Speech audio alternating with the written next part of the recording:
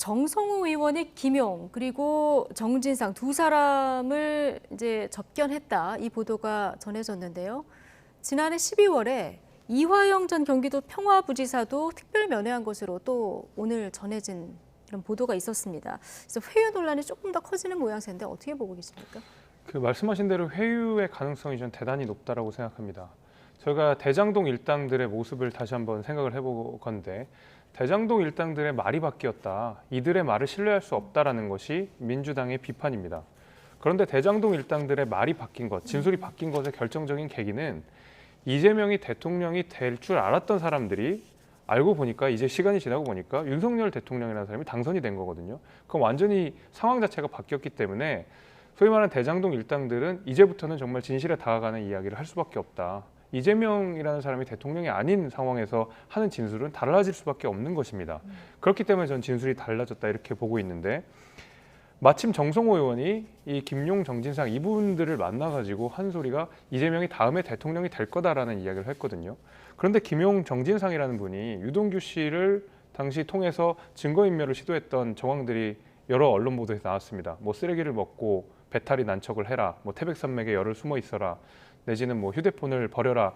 증거인멸을 하려고 시도했던 김용, 정진상에게 친명계의 좌장이라고 불리는 정성호 의원이 가서 다음에 이재명이 대통령이 될 거야 라는 이야기를 하는 것은 이미 증거인멸에 경험이 있는 나름의 노하우가 있는 김용, 정진상에게는 그저 이재명 대통령이 당선될 가능성이 높구나라고 생각하진 않을 겁니다. 그러니까 알아서 눈치껏 행동해라. 앞으로 이재명이 대통령이 되면 당신들 위험할 수 있다. 여기서 잘못 이야기하면. 이 얘기를 저는 했다고 보고 구체적으로 증거인멸을 지시하지 않더라도 저는 김용, 정진상이 정성호 의원이 무슨 이야기를 하는지를 정확하게 파악하고 알아서 처신했을 거다 이렇게 생각합니다.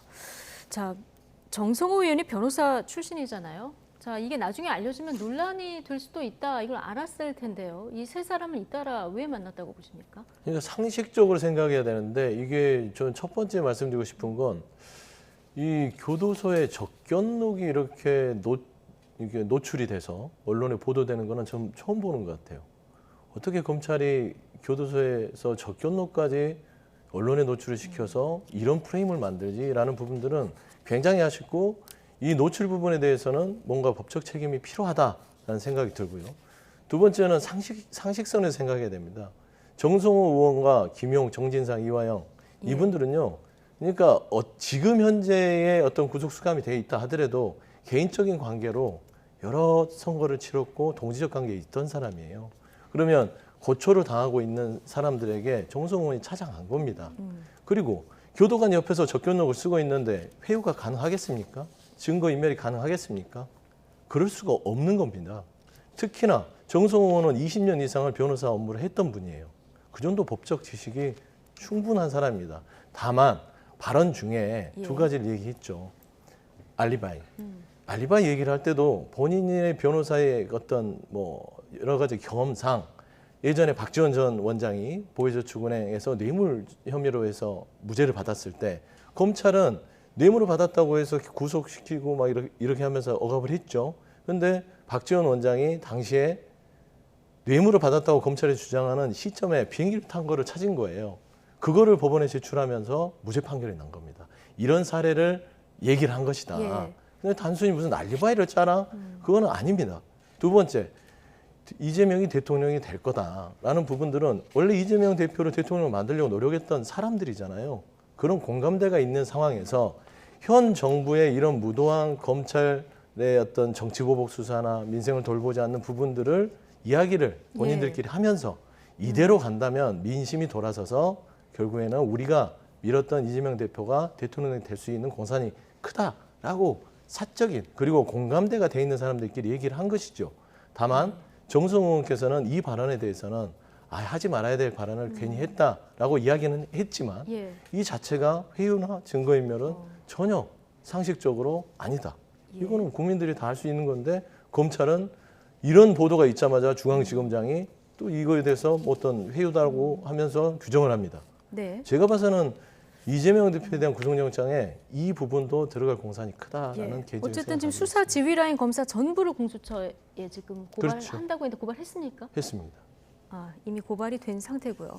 자, 말씀하신 대로 만약에 이재명 대표의 구속영장을 검찰이 청구한다고 하면 이 내용이 들어갈 가능성도 큰데 그래서 아마 법원이 이게 회유인지 격려인지 이걸 판단하게 될 가능성이 큽니다. 오늘 법사위에 나온 한동훈 법무부 장관 알리바이를 만들어라. 이 발언은 누가 해도 적절하지 않다. 이런 얘기도 했는데요. 어떻게 보십니까?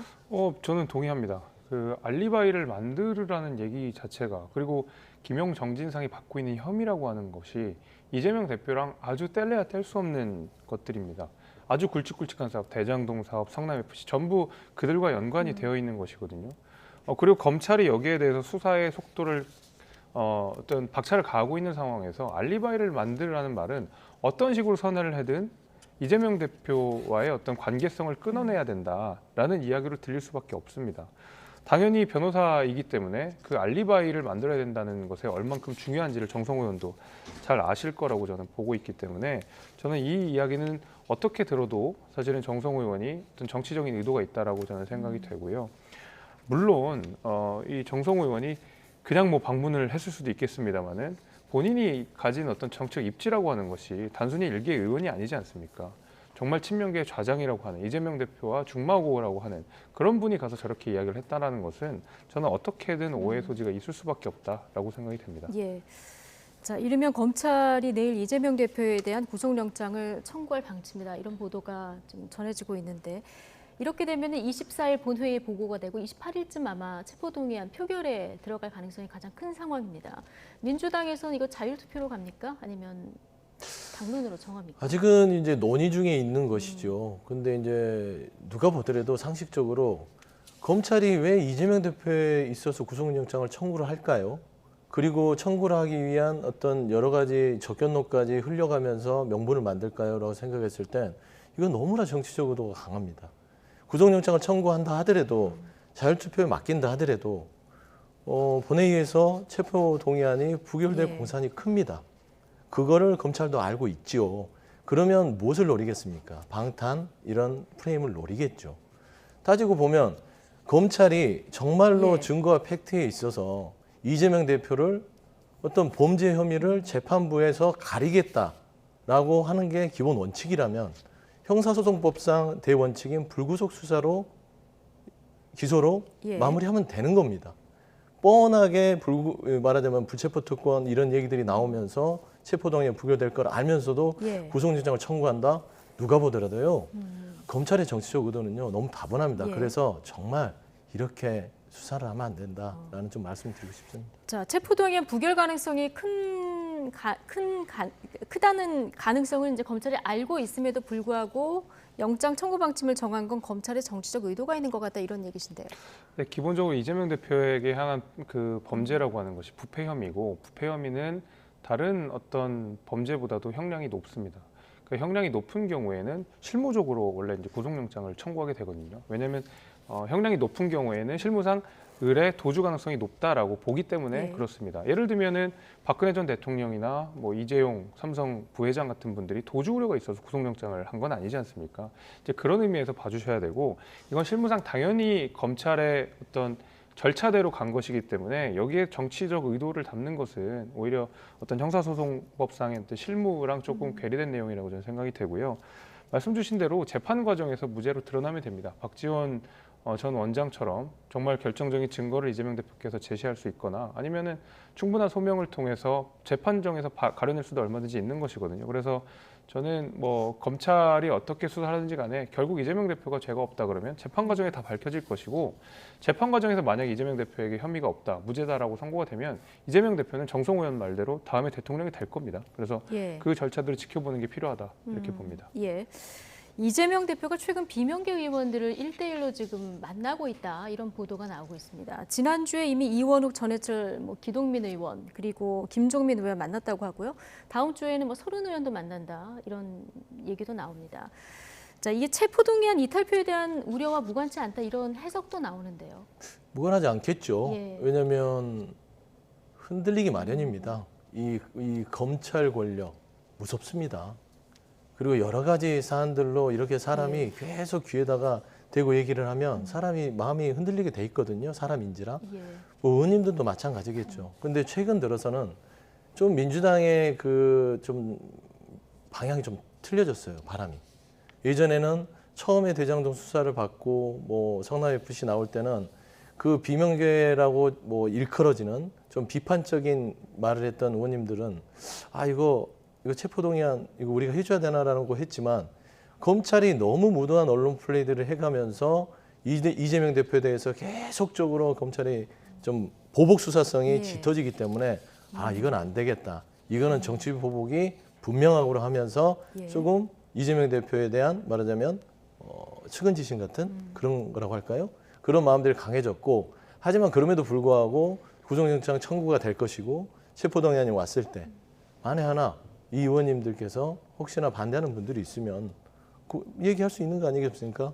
흔들리지 마라. 예. 뭐 이런 얘기로 저는 가늠하는 만남일 수도 있다. 네. 저는 그런 생각하고 어느 있습니다. 정도 효과는 또 있을 것이다. 아니 그건 당연히 그렇죠. 예. 예.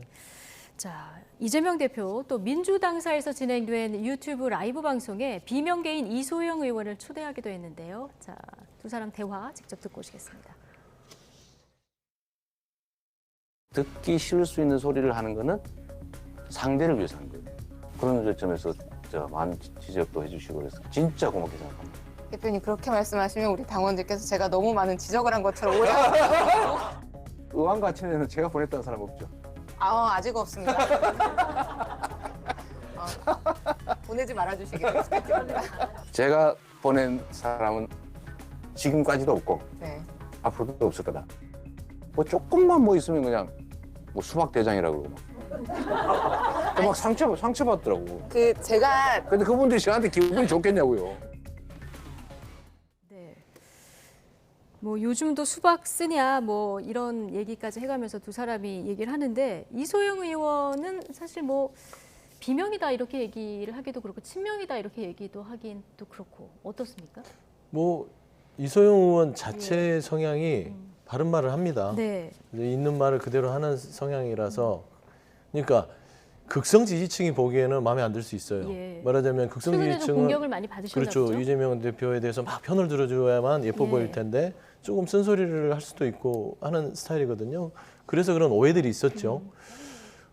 이소영 의원은 저기 대선 때도 대변인을 같이 예. 했었고요. 수행 대변인을 했었으니까 이재명 대표와 뭐 친밀한 관계에 있었다고 보면 됩니다. 근데 저는 이 이재명 대표와 이소영 의원의 만남은 최근에 당이 일부 극성 지지층으로 인해서 다른 의원들이 뭐 수박이네 네. 뭐네 하면서 문자 폭탄을 받고 이런 부분에 대해서는 이제 이 당에 균열을 가져온다라는 부분을 뭐 여러 의원님들이 얘기했고요.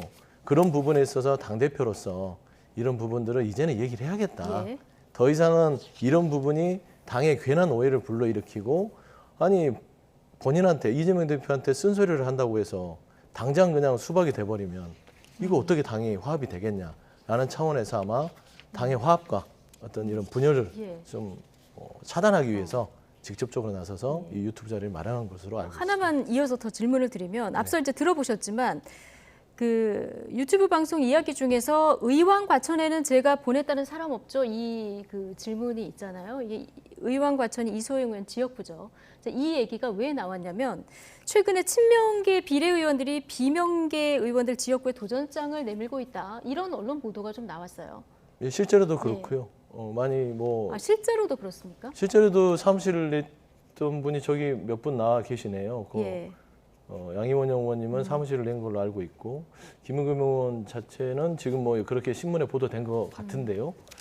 제가 봐서는 지금 현재 이재명 대표께서 한 2번 정도 얘기를 예. 했습니다.